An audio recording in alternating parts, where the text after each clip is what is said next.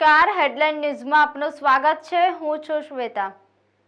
ભરૂચના 20 વર્ષીય સૌરભ ચૌધરીએ તાલીમ લઈ કુલ 200 કલાક પૂર્ણ કરીને પાયલોટ બનવાનું લાયસન્સ પ્રાપ્ત કર્યું છે। સપનાની ઉડાન ઘણી ઊંચી હોય છે અને જો હિંમત હોય તો તમે દરેક મુશ્કેલીને પાર કરીને તમારા સપના સુધી પહોંચો છો। કંઈક આવું જ ભરૂચના યુવાન સૌરભ ચૌધરીએ સાર્થક કરી બતાવ્યું છે। સૌરભ ચૌધરીએ તાલીમ લઈ કુલ 200 કલાક પૂર્ણ કરીને પાયલોટ બનવાનું લાયસન્સ પ્રાપ્ત કર્યું છે।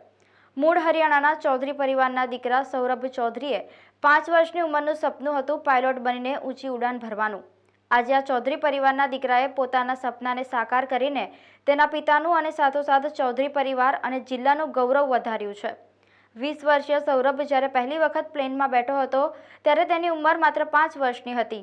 તેના પિતાની ઈચ્છા તો પોતાની મોટો દીકરાને પાયલટ બનાવવાની હતી, પરંતુ કોઈ કારણોસર એ શક્ય ન બનતા आखिर તેમના પિતાની ઈચ્છા પાયલોટ બની પુત્રએ પૂर्ण કરી હતી। जब मेरा 12th का एग्ज़ाम था तो वो कोविड बैच था मेरा 2021।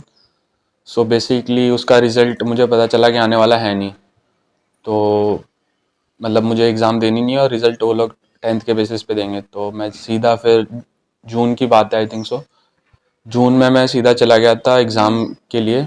सो बेसिकली एग्ज़ाम देने होते हैं जो एक DGC है, इट्स अ रेगुलेटरी बॉडी जो पूरा सिविल एविएशन का सब कुछ डॉक्यूमेंट एंड ऑल स्टफ देखती है। सो उसके एग्ज़ाम्स होते हैं। फर्स्ट ऑफ ऑल 5 एग्ज़ाम होते हैं। सो मैं उसकी प्रिपरेशन के लिए और एग्ज़ाम के लिए दिल्ली गया था। दिल्ली जाने के बाद मैंने फ़र्स्ट एग्ज़ाम 2022 जैन में दिया था, जनवरी में, और 2022 सितंबर में मैं अपनी फ़्लाइंग ट्रेनिंग के लिए महाराष्ट्र गया था। ऑल सारे पेपर क्लियर करके महाराष्ट्र बारामती पुणे के पास है, और फ्लाइंग स्कूल का नाम कार्वर एविएशन है।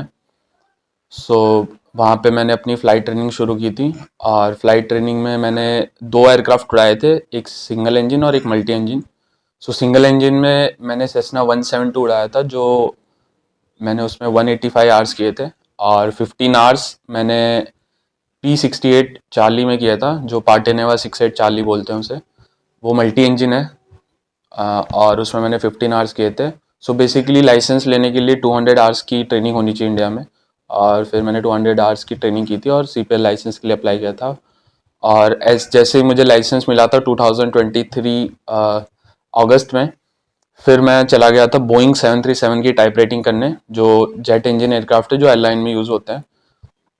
और मैं इंडोनेशिया गया था, और जस्ट अभी मैं 1 वीक पहले इंडोनेशिया से आया हूँ बोइंग 737 की ट्रेनिंग टाइप रेटिंग करके। कोई परेशानी एक्चुअली दिक्कत तो नहीं हुई स्टार्टिंग में। मतलब जब इस फील्ड में आता है ना, तो सब यही पूछते हैं कि आप पायलट क्यों बनना चाहते हो। सो बेसिकली स्टार्टिंग में जो मेरी सिस्टर है उनको मेरे पापा चाहते थे कैबिन क्रू बनना, और मैं खुद हरियाणा से हूँ, हमारी फैमिली हरियाणा से है। सो बेसिकली ये पायलट और इतना कुछ होता नहीं है, मतलब वहाँ पे ये डिफेंस में, आर्मी में ये सब ही होता है, तो मुझे कुछ पता भी नहीं था।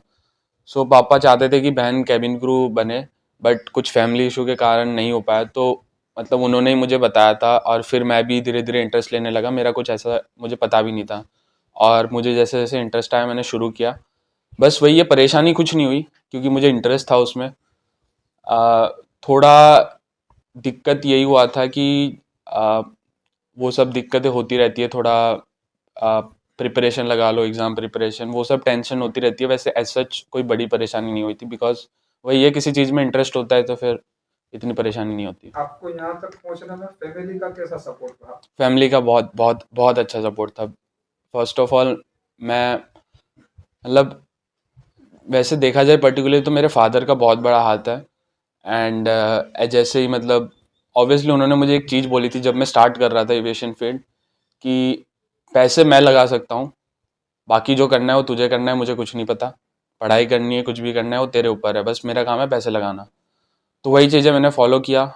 वो अपना मेहनत करके पैसा कमा के वो मुझे दे रहे थे ट्रेनिंग के लिए, प्रिपरेशन के लिए, मैं अपना काम कर रहा था।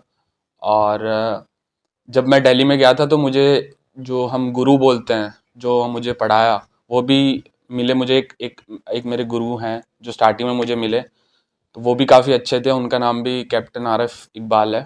और फिर मैं जैसे फ़्लाइट ट्रेनिंग के लिए महाराष्ट्र में गया था, वहाँ भी मुझे 2 बहुत अच्छे इंस्ट्रक्टर मिले, और एक मेरे साथ एक और था जो मेरा भाई जैसा ही है, वो भी काफ़ी मतलब 4-5 लोग मुझे ऐसे मिले अभी तक जो काफ़ी हेल्पफुल थे, काफ़ी उन्होंने मुझे मदद किया, काफ़ी कुछ सिखाया, लाइफ लेसन से लगा लो, फ्लाइट ट्रेनिंग से लगा लो, सब कुछ।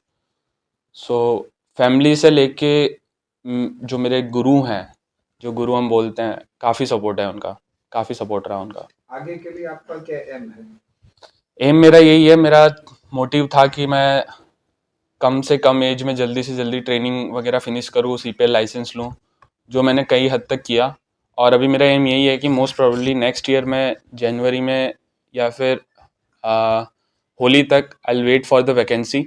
और मेरा यही एम है कि मैं जल्दी से जल्दी एयरलाइन में लगूँ और एज अ कैप्टन रिलीज़ हूँ जितना जल्दी हो सके।